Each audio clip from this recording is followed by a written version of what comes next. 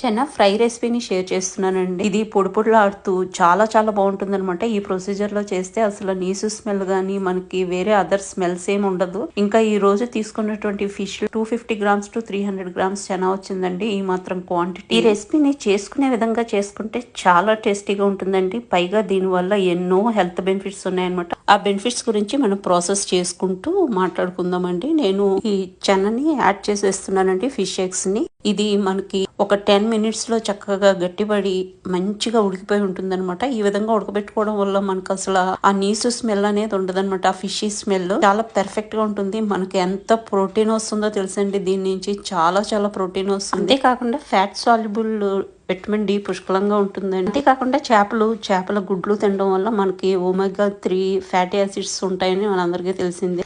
మాటల్లో ఉండగానే ఇది చక్కగా ఉడికిపోయిందండి. ఇంకా దీన్ని మనం డ్రైన్ చేసేసుకుంటే ఎక్సెస్ వాటర్ అంతా తీసేసుకుంటాం అనమాట. ఇప్పుడు బండలు పెట్టేసుకుని 2 టేబుల్ స్పూన్ ఆయిల్ వేసుకుని దాంట్లో ఒక గరిటె నిండా ఆనియన్, పచ్చిమిర్చి కలిపి నూరిన పేస్ట్ యాడ్ చేసుకున్నాం. అదేవిధంగా ఒక టేబుల్ స్పూన్ వెట్ మసాలా ముద్ద యాడ్ చేసుకున్నాం. 1 టీ స్పూన్ పసుపు, రుచికి సరిపడా సాల్ట్, 1.5 టేబుల్ స్పూన్ కారం వేసుకున్నామండి. ఇదంతా చక్కగా ఫ్రై అవనిస్తాం అనమాట. కొంచెం అలా ఆయిల్ సెపరేట్ అవుతున్నప్పుడు మనము వాటర్ డ్రైన్ చేసుకున్నటువంటి ఫిష్ ఎగ్స్ ని వేసేసుకున్నాము. ఇది మన ఆరోగ్యానికి ఒక గని లాంటిదండి. అసలు దీని నుంచి లభించే ప్రయోజనాలు అన్ని ఇన్ని కాదనమాట. మనం బెనిఫిట్స్ గురించి కూడా మనం చెప్పుకుంటూ ఉన్నాం కదా.